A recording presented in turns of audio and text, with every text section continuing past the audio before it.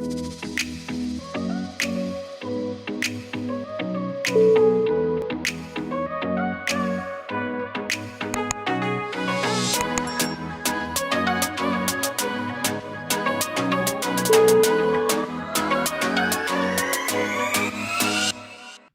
à toutes et à tous, bienvenue pour cette première interview sur Topicality et aujourd'hui on a l'honneur d'accueillir Rebounds. Comment vas-tu?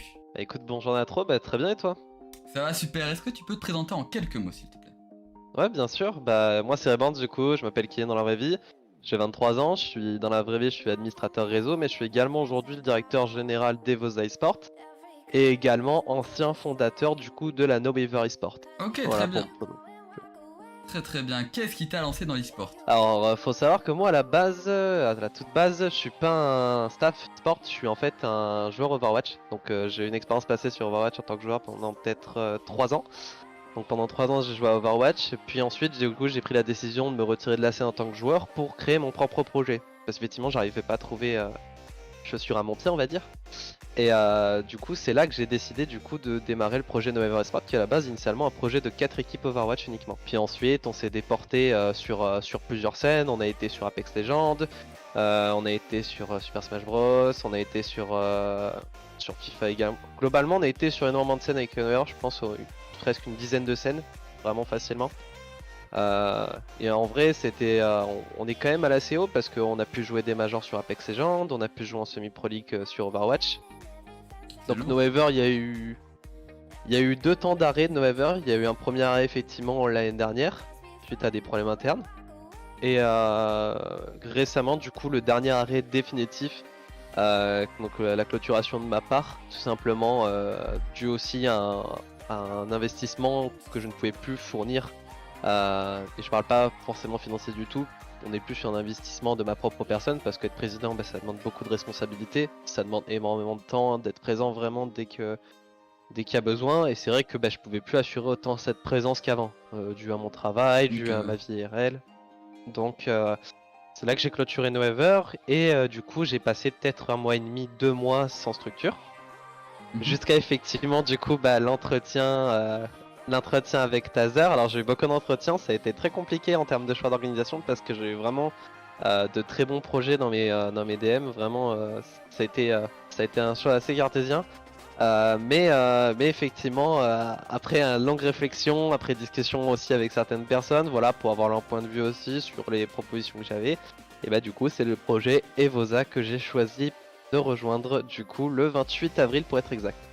Et qu'est-ce qui t'a donné envie de rejoindre ce projet plus qu'un autre, tout simplement? Alors il y a plusieurs choses qui ont fait que j'avais envie de rejoindre ce projet. Déjà effectivement il y avait cet aspect de proximité. Moi c'est vrai que chez No Waver on n'avait pas cet aspect parce qu'en plus on est directement parti sur l'européen, donc on n'avait pas vraiment beaucoup de bases françaises. Donc pas de lien énorme, on était plus sur des liens professionnels. Donc c'est vrai qu'il y avait cette proximité que j'avais pas forcément connue ailleurs. Parce qu'en plus réellement en vérité j'ai vraiment connu qu'une structure, c'est vraiment No Waver. Donc en dehors de ça c'est vrai que j'avais pas pu tisser des liens en interne comme je l'ai fait en tout cas aujourd'hui chez Evoza. Il y a le projet de fond aussi, savoir que Evoza c'est pas une structure qui s'est lancée tout récemment non plus, donc il y a quand même un background. Il y a vraiment une histoire derrière la structure et cette structure elle a évolué. C'est une structure en plus que moi je suivais déjà depuis un moment et c'est vrai que voir l'évolution qu'elle a eue pouvait forcément que donner envie de rejoindre. Il y avait vraiment un vrai potentiel derrière un projet. Tu voyais que c'est pas un projet qui pouvait s'essouffler du jour au lendemain. Il avait beaucoup trop de bases solides pour s'effondrer directement. Ok, ouais. Et moi c'est ce que je recherchais vraiment, la stabilité là sur du long terme. Donc dans les différences de No Waver et Evoza, tu viens de mentionner la stabilité, mais est-ce qu'il y a d'autres choses, des petits points différents entre les deux structures?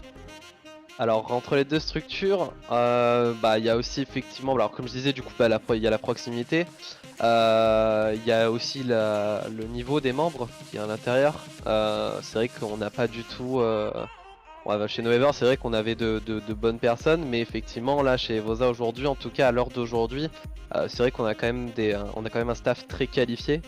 Je pense qu'on peut être fier du staff qu'on a au sein d'Evoza parce que tout le monde a la chance effectivement d'avoir les membres qu'on a aujourd'hui. D'ailleurs petit clin d'œil à Solaire par exemple, effectivement. qui est ce genre de jeune membre effectivement dont on peut avoir le doute vis-à-vis de son âge par exemple, mais qui au final quand tu le découvres, bah, il est peut-être plus professionnel que 80% des personnes que j'ai connues jusqu'à présent. Donc c'est vrai qu'il y a vraiment cette différence de professionnalisme au niveau des membres au staff au sein d'Evosa. Ouais, je vois totalement. Et donc, pour enchérir sur Evosa, combien de temps passes-tu par semaine sur l'e-sport en général? Alors, sur les sports en général, en vérité, je pense que je passe. Hormis week-end où forcément bah, c'est un peu la sortie, le soir, etc.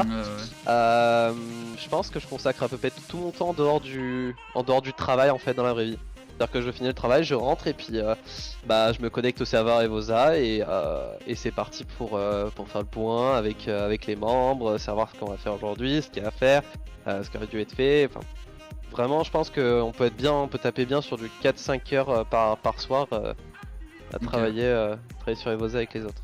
Donc ça charbonne quoi, fort. Ça charbonne.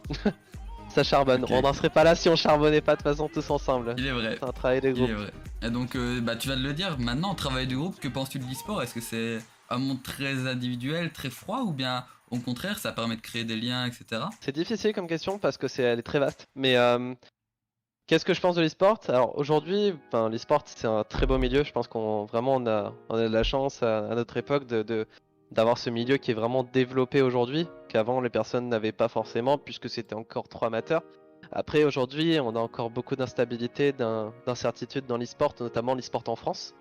C'est, je pense qu'on est les moins développés à ce niveau-là et c'est un peu dommage pour nous parce que ça fait qu'il y a beaucoup de barrières, que ce soit au niveau par exemple des lois qui régissent les associations e-sportives, les droits qu'on a effectivement en tant qu'association et notre capacité à organiser des choses également en France. On est très limité à ce niveau-là. Donc globalement l'e-sport c'est un très bon milieu. Maintenant effectivement je sais qu'il y a des associations qui se battent aujourd'hui justement pour que l'e-sport soit toujours plus reconnu en France. Et c'est très bien d'ailleurs qu'il y ait ces personnes-là qui militent justement pour qu'on puisse obtenir plus de choses aujourd'hui par rapport aux autres pays qui ont la possibilité de faire plein de choses.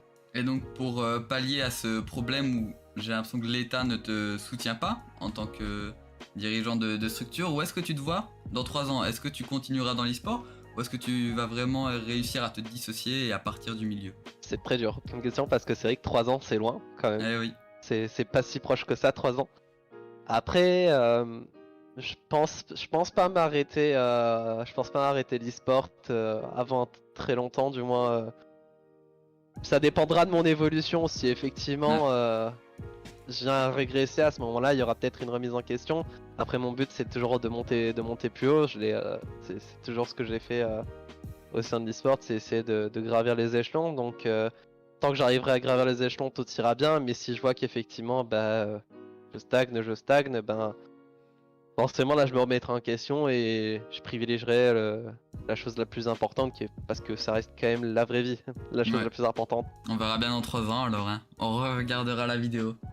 Pourquoi avoir accepté l'interview? Donc pourquoi avoir accepté l'interview? Tout simplement parce que j'aime parler des projets que je fais de manière générale dans l'e-sport. D'ailleurs c'est quelque chose que j'aime énormément faire, discuter avec d'ailleurs d'autres membres. Justement j'avais fait un tweet la dernière fois vis-à-vis de ça où je voulais que justement entre directeur général on communique plus, on se fasse peut-être un petit groupe parce que j'aime simplement parler de ce que je fais.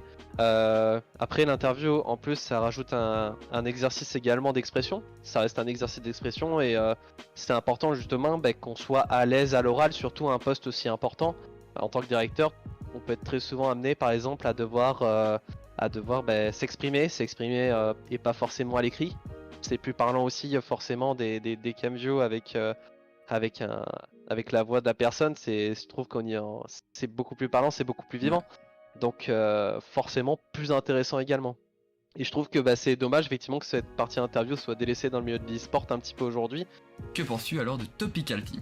Topical Team c'est un bon projet en vrai. Je trouve ça hyper intéressant d'interviewer pas seulement plus les personnes du milieu, parce que j'ai vu qu'il y avait également, ça touche à du R6, donc j'allais dire pas forcément que du milieu de Fortnite. Ça permet de découvrir des membres que les personnes ne connaissent pas forcément, soit des graphistes, des directeurs artistiques, des directeurs généraux comme moi.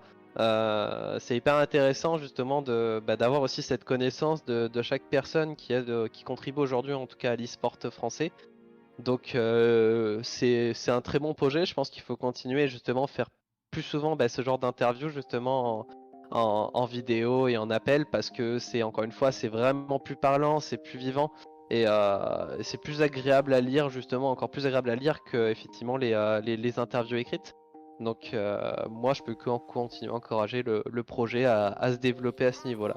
Bah écoute, c'est nickel. Merci beaucoup Ribans de nous avoir accordé de ton temps et on te souhaite que Et le meilleur ben, pour la suite.